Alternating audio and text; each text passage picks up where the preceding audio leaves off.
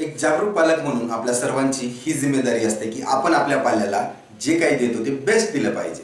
मग ज्यावेळेस त्याची गोष्ट शिक्षणाची येते त्यावेळेसही आपण त्याला बेस्ट शिक्षण देण्याचा प्रयत्न करतो. परंतु आजचा जो काही शिक्षणाचा खर्च वाढत गेला आहे त्यामुळं सर्वसामान्य घटकातील पालकांना चिंता सतावत आहे. आपल्याला माहीतच आहे की आपल्या आईवडिलांनी हलाखीची परिस्थिती असताना सुद्धा आपल्याला बेस्ट एज्युकेशन दिलं. मग आता आपली जबाबदारी आहे की आपण आपल्या मुलाबाळांना बेस्ट दिलं पाहिजे. परंतु या महागाईच्या काळात बेस्ट एज्युकेशन कसं द्यायचं हीच चिंता काय ते सर्वसामान्य पालकांना सतावत आहे. काळजी नसावी, कारण सर्वसाधारण घटकातील पालकांसाठी ही एक नवीन योजना सरकार मागील 7-8 वर्षापासून राबवत आहे. त्याचं नाव आहे RTE, राईट टू एज्युकेशन. तुम्ही याबद्दल ऐकलंही असेल, परंतु नेमकं यातनं प्रवेश कसा घ्यायचा, कोणती कागदपत्रे लागतात, कोण पात्र आहेत याबद्दल सर्वांनाच माहिती नसते. नमस्कार, माझं नाव आहे दत्ता चेवले. माहिती सरकारी योजना या यूट्यूब चॅनलमध्ये आपल्या सर्वांचं स्वागत आहे.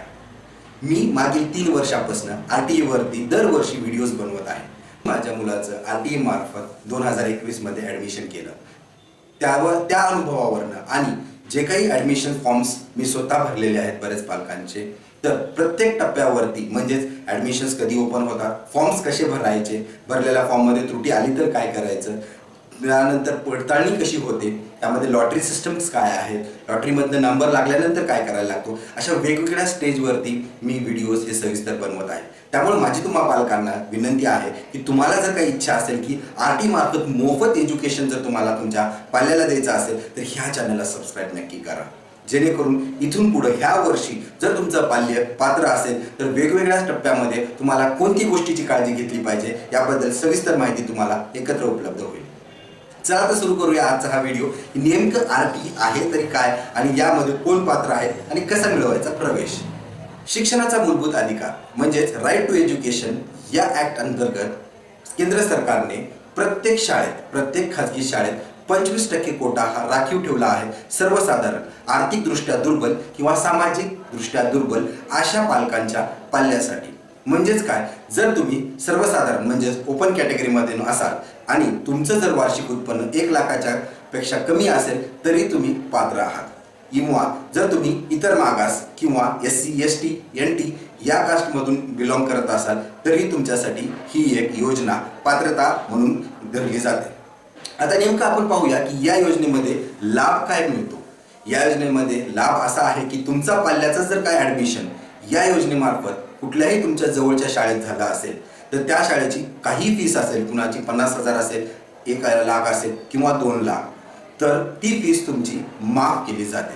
आता यामध्येही गोंधळ असा आहे की मग ट्युशन फीस माफ होते, मग गाडीचा खर्च, कपड्याचा खर्च, पुस्तकाचा खर्च हाही माफ केला जातो का, तर तसं नाहीये. राईट टू एज्युकेशन अंतर्गत तुम्हाला फक्त शिक्षणाचं मूल्य जे काय आहे ते फ्री ऑफ कॉस्ट आहे. म्हणजेच काय, तर तुमच्या शाळेची जी काही ट्युशन फीस आहे तीच फक्त माफ केली जाणार आहे आणि त्या व्यतिरिक्त लागणारा जो खर्च आहे म्हणजे त्याचे कपडे असतील किंवा त्याचं व्हॅन असेल, तुम्ही त्याला लावणार असाल, किंवा त्याचे पुस्तकं किंवा बुक्सचा जो काही खर्च असेल तो तुम्हा पालकांना बेअर करावाच लागणार आहे.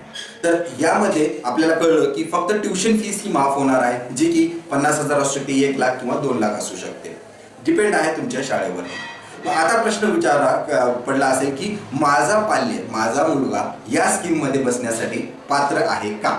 तर हा पात्रतेचा प्रश्न सगळ्यांनाच पडतो. दरवर्षी पात्रतेचा निकष हा वेगवेगळा लागला जातो.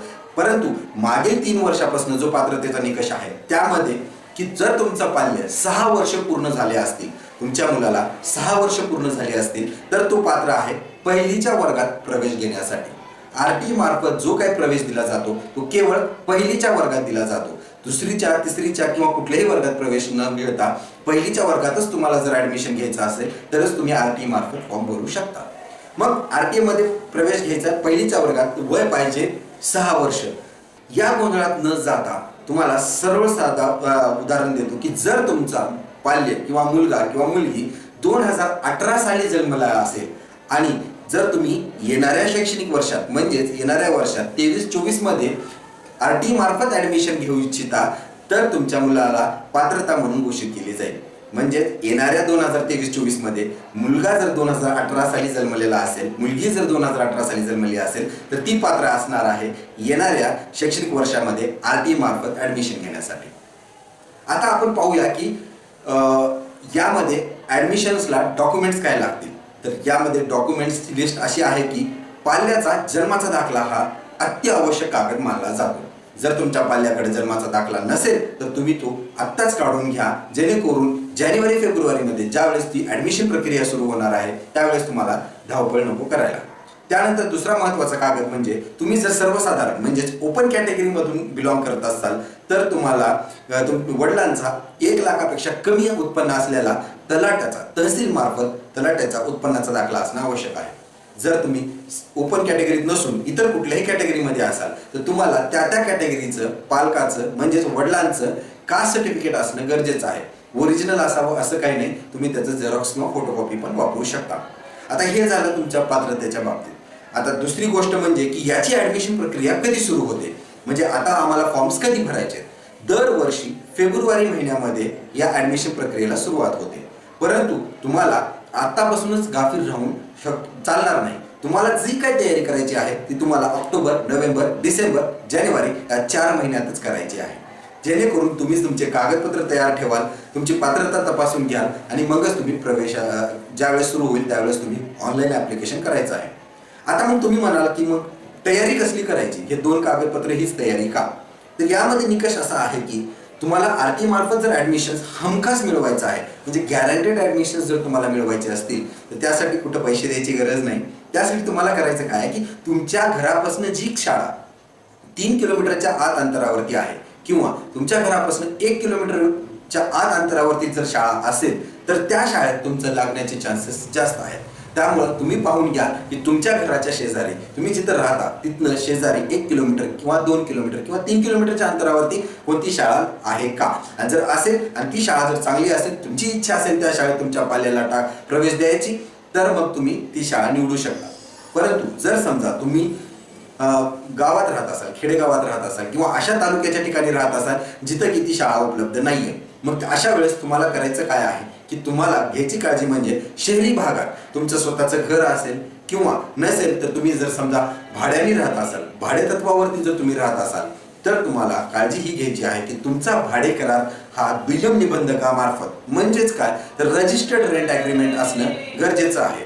तुम्हाला 100 रुपयाच्या बॉन्डवरचं ॲग्रीमेंट नाही चालणार. तुम्हाला जे ॲग्रीमेंट लागणार आहे ते दुय्यम निबंधकाचं रजिस्टर्ड रेंट ॲग्रीमेंट. जर का तुम्ही हे ॲग्रीमेंट जानेवारी महिन्याच्या अगोदर बनवून घेतलं तरच तुम्ही पात्र राहाल. फेब्रुवारीमध्ये ज्यावेळेस तुम्ही रेंट ॲग्रीमेंट किंवा लीज ॲग्रीमेंट बनवायला जाल त्यावेळेस गोंधळ उडालेला असतो आणि मग तुम्ही हे रेंट हे फक्त ॲडमिशन पुरतंच बनवलं आहे असा तोचा काय समज होऊन जातो. त्यामुळं तुम्हाला आजपासूनच जे काय ॲडमिशन जर भाडेतत्वावर करायचं असेल तर दुसरी काळजी घ्यायची म्हणजे सर्वात महत्त्वाची, भाडेतत्वावर जे राहत आहेत त्यांना लीज ॲग्रीमेंट बनवणं.